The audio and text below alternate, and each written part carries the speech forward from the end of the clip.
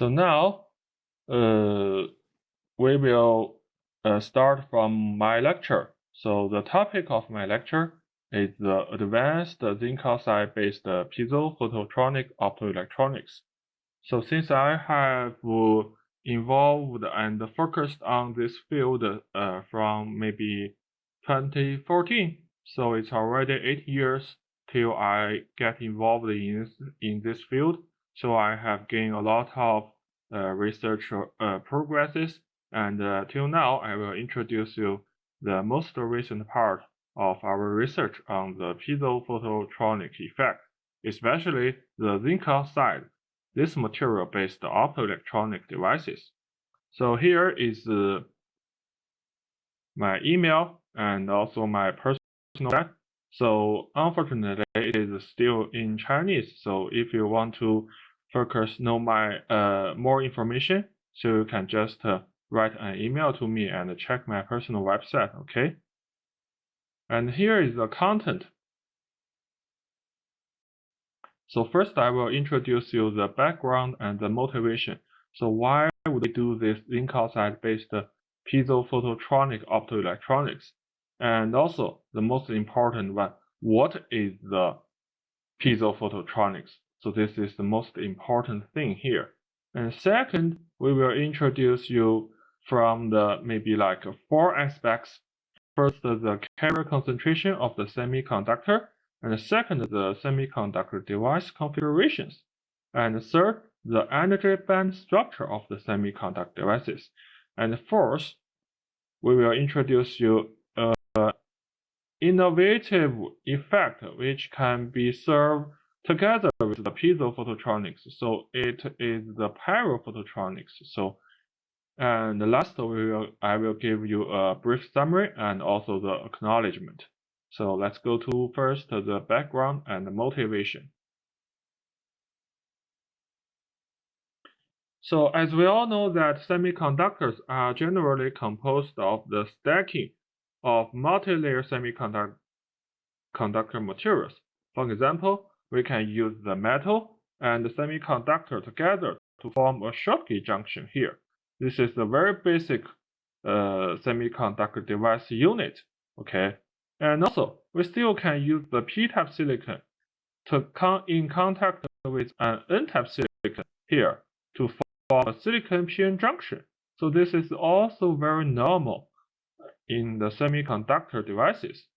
And third, we still could use some complex structure. For example, here, we can use a metal and dielectric layer to deposit it on a p-type silicon here, so we can have the MOSFET, okay, which just builds the blocks of the modern electronics. So you can say, all in this kind of 3 devices. So all the charge carriers, for example, the electrons and holes, they are transporting and collected through the interface of these devices. So you can see that the important thing of these semiconductor devices are actually the interfaces. For example, the metal semiconductor interface, the p-type silicon and n-type silicon interface, also the dielectric layer and the p-type silicon interfaces. So we usually conclude that the interface actually determines the characteristics of the semiconductor devices. So here is a very famous sentence that is saying that the interface is actually the device. So what do we do to improve the device performance? We need to carefully control the interface to control the quality of the interface here. Okay? So generally, in the fabrication processes or in the manufacturing factors, so the interfaces of the semiconductor devices are typically controlled by the fabrication processes, of course. So we have to use some high-quality growth or post-processing methodologies so we can improve the interface quality. For example, we can use atomic layer deposition or the pulse layer deposition, maybe chemical vapor deposition and rapid temperature annealing, for example, here. But all these devices, okay, and the fabrication processes are kind of complex and these instruments are actually expensive. So do we have any simpler or low-cost method to modulate or to control the interface properties? So the answer is yes. And what we look at is a piezoelectric semiconductor material. So what does this piezoelectric semiconductor material means? So let's see an example here, which is the crystal structure of the zinc oxide. So you can see we have the positively charged zinc ions and negatively charged oxygen ions. So if this crystal structure is not under the pressure, okay, or a tensile strain, so you can see that the positive ion center and the negative ion center, they will locate at the same position, so that the positive charges will cancel out the negative charges. So this whole crystal will not present be electrostatically charged because positive and negative charges cancel with each other out. But if we press it, or we just maybe apply a tensile strain to it, so under the force, the crystal structure will deform. As a result, the positive charge center and the negative charge center will be live with each other. So this means that the centers of the positive charges and the negative charges, they are far away with each other. So as a result, there will be a polarization formed inside this crystal unit. So you can see, as for a crystal, we have lots of units. So every single electrostatically induced charges, polarization charges inside one unit will grow together. So finally, for the crystal structure itself, okay, we will present what? Present the positive and the negative polarization charges at the two polar interfaces of this material. So this kind of characteristic, okay, which that the electrical charges, okay, the electrical polarization charges can be triggered by the mechanical stimuli, is the property named as the piezoelectric effect. So for zinc oxide, it is also a wide bandgap semiconductor material. So this kind of semiconductor material also owns the piezoelectric property. That's why we name it the piezoelectric semiconductor materials. Therefore, once we use the zinc oxide to form a semiconductor device, we can use the mechanical strain to trigger or produce these polarization charges at the interfaces. Therefore, we can modulate the energy band, okay, at the interface, so we can control the interface properties by just applying a mechanical stimuli. So this way is much more easier and simpler compared to the fabrication processes, okay? And such an effect finally leads to the three-way coupling, okay, leads to a three-way coupling effect. So you can see that for here, we have the semiconductor properties, and we also have the photoexcitation properties. If we couple these two effects together with the piezoelectricity, so we will finally have this small area here, which is just the Piezo-Phototronic effect, and it is invented in 2010 by Professor Zhonglin Wang, and he also invented the coupling of the semiconductor and the piezoelectricity. Okay, this is the two fields coupling effect, which is named as the Piezotronic effect, and it is invented in 2006. So you can see that by this figure, we know that the piezo-phototronic effect, it is actually a three-way coupling effect, and it combines the semiconductor, the piezoelectricity, and also the photoexcitation effect together, and it can be used as an effective method for improving the performance of the optoelectronic devices, for example, the photodetectors, the LED, and also the solar cells. So let's go to see that the current research progresses. So let's take the photodetector as an example here. So generally, we can use different piezoelectric semiconductor materials. For example, the cadmium sulfide as well as the zinc oxide. We can also use them to form different device structures. For example, the PN junction or the metal semiconductor metal double Schottky junction. And also, we can use them to modulate the photodetector's response to different wavelengths light. For example, the near-infrared light, or the visible light, or maybe the UV light.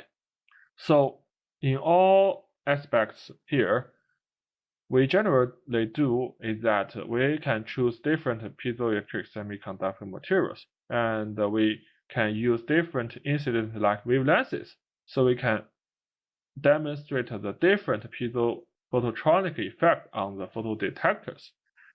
But what are actually affecting these modulation properties?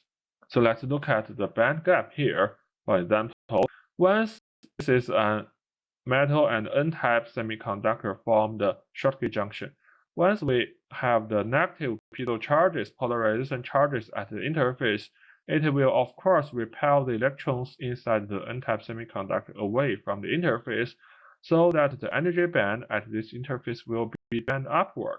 Therefore, we can see that the Schottky junction here will increase so that the carriers are difficult to cross this junction, okay, to conduct the current. But if we introduce an opposite string to this piezoelectric semiconductor, we can introduce positive charges here. So we can consider that the positive piezo charges will attract the electrons to move towards this interface, so that there will be an accumulating happens. Then the energy band or at this interface will bending downward, so that you can see that the Schottky will decrease. So electrons can flow through, okay, this barrier very easily. So this is the basic method of the energy band diagram of the photodetector and how the piezoelectric polarization charges modulate it. So let's have here a question. So finally, what actually matters in the piezo-phototronic effect on the photodetector? We have concluded that it is first the amount and the polarity of the piezo charges. So it is related to the material and also the applied string, and which is the most important one. It is a carrier concentration related thing, okay? And second, it is actually the generation, the separation, and the transportation, also the collection of the photogenerated carriers.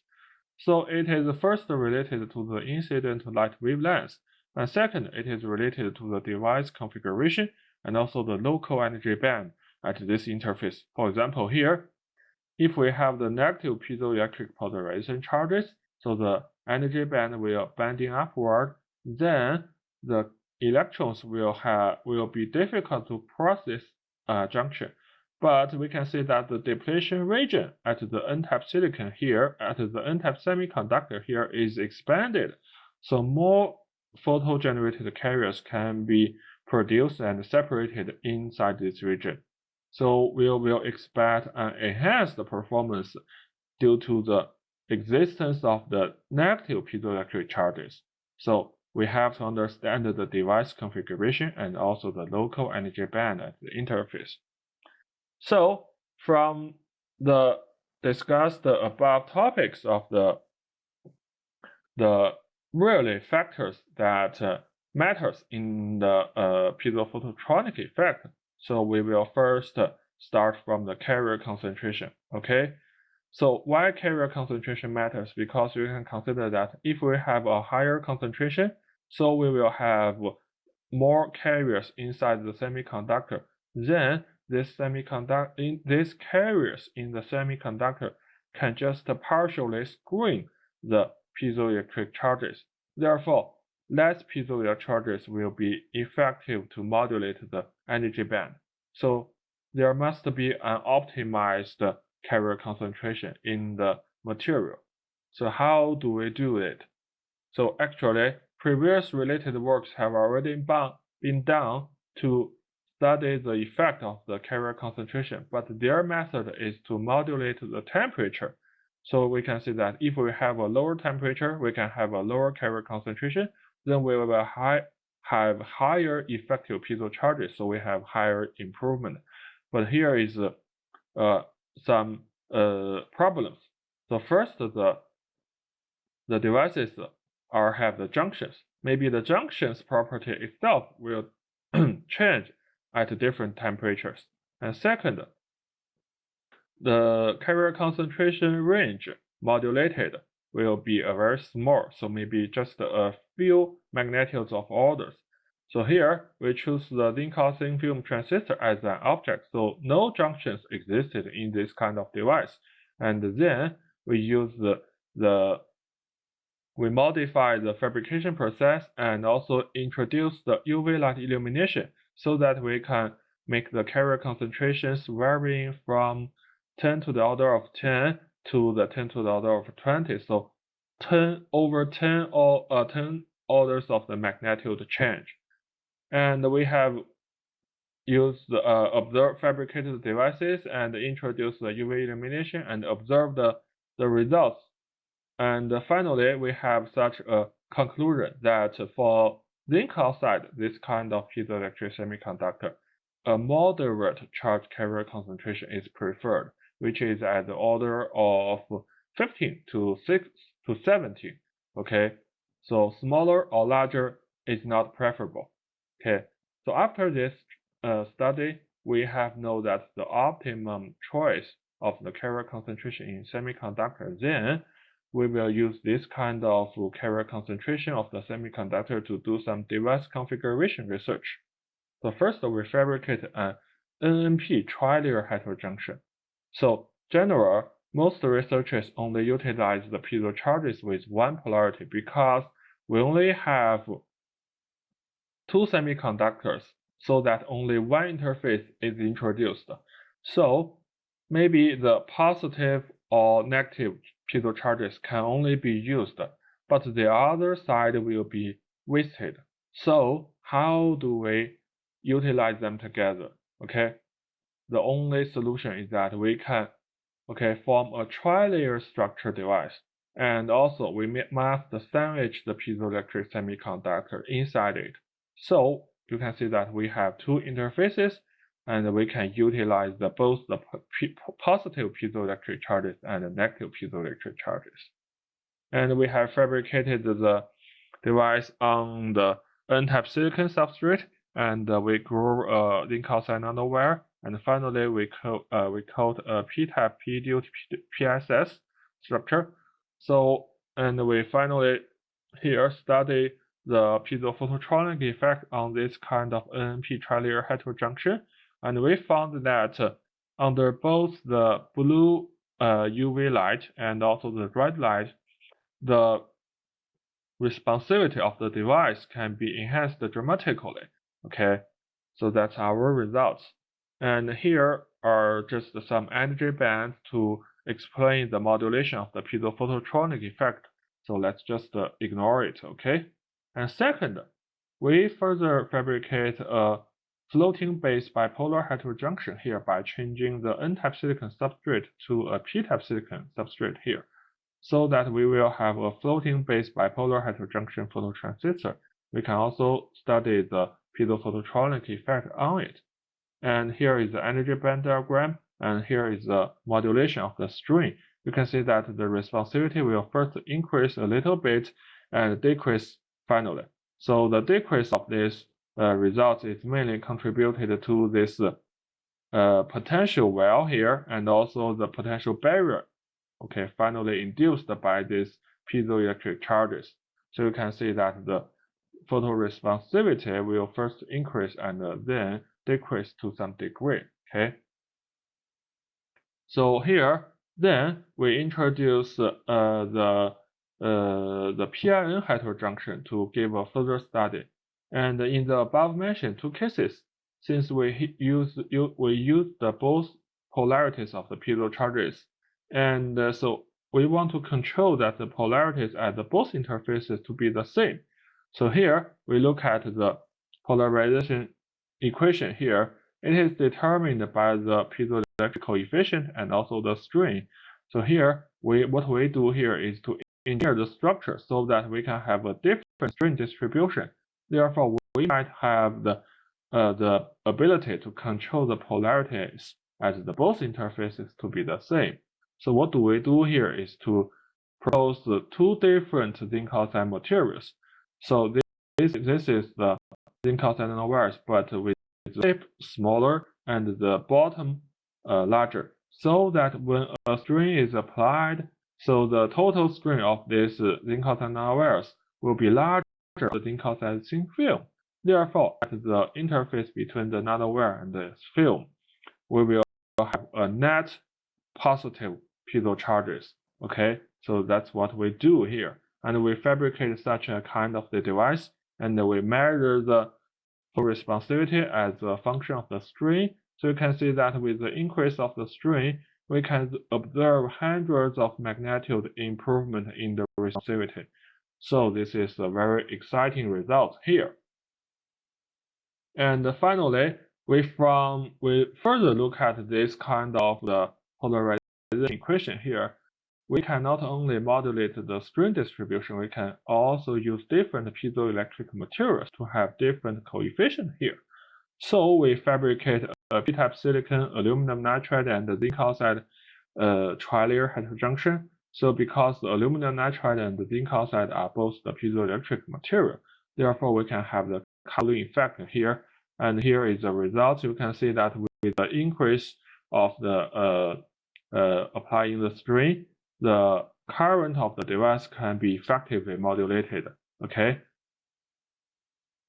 And after the device configuration, we have a deeper look at the energy band engineering. So here we choose the p-type silicon and n-type silicon to form the P-N and N heterojunctions. So you can see the P-N junction and the N junction have obviously different energy bands.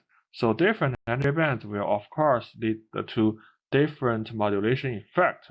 And here is the modulation results here. We can see that, of course, so both P-N junction and N junction will have a distinct photo response to the blue and the UV laser, and we use the Piezo-Phototronic effect to modulate the responsivity. Here you can see that with the application of the strain, for the P-N junction, the responsivity increases to about 150%, but for the N junction, it only increases with 50%. So we finally analyze the underlying mechanism by carefully discussing the energy band diagram variation under the existence of the positive piezo charges. So here I will ignore it. So generally speaking, because the N junction here will form an potential where, and also here is the spike, energy spike at the interface. So this will kind of hinder the performance improvement of the N junction by the Piezo-Phototronic effect. Okay, and we further change the doping concentration of the p-type silicon and n-type silicon, and we try to study the influence of the Fermi level location in the silicon. And here is our results. So which means that, well, we have a difference between the conduction band bottom EC and also the Fermi level difference. So if this is much larger, okay, to a comparable value, then we will have a more distinct piezo-phototronic induced responsivity modulation here. So you can see that when the difference between the EC and the EF are the largest, so we can have a nearly 300% modulation in the enhancement of the responsivity. And we also do, since we have already observed these results in the experiments, so we try to build a piezo-phototronic theory in the silicon zinc oxide heterojunction. Okay, we calculate the photocurrent in the depletion region and also the photocurrent in the neutral region, and then we plot the current as a function of the applying piezo charges. So you can see that with the application of the piezo charges, the photocurrent does changes, but this modulation effect is actually small. So we are still working on this theory, and we will maybe in the next week we will submit a paper. So maybe you will see the paper. Okay, so we will have more details about the piezo-phototronic theory in the silicon zinc oxide heterojunction. Okay, and last is about the paraphototronics. So at the very beginning, I introduced that the piezo-phototronics is caused by the mechanical strain induced polarization charges. So actually, for zinc oxide, it is also a paraelectric material, which means that we can still use the light to induce a temperature difference. And this kind of temperature difference will also produce some polarization charges. So of course, this kind of polarization charges is related to the temperature, and therefore we study the temperature dependence of the paraphototronics in zinc oxide. Okay, and we also couple the piezoelectricity and the paraelectricity together. So you can see from the figure here, with the coupling of the strings, okay, the tensile string and also the compressive string with the paraelectricity, so we can further improve the enhancement of the photocurrent here. And if you want more details, please read this paper here. Okay. And we also try to compose a trilayer devices to enhance the paraphototronics. So here we use the NNP structure to test its paraphototronics. So we also study the influence of the medium layer, which is the zinc oxide actually. So we observed that better paraphototronic effect induced modulation can be observed in the device with a shorter zinc oxide nanowires as the intermediate layer.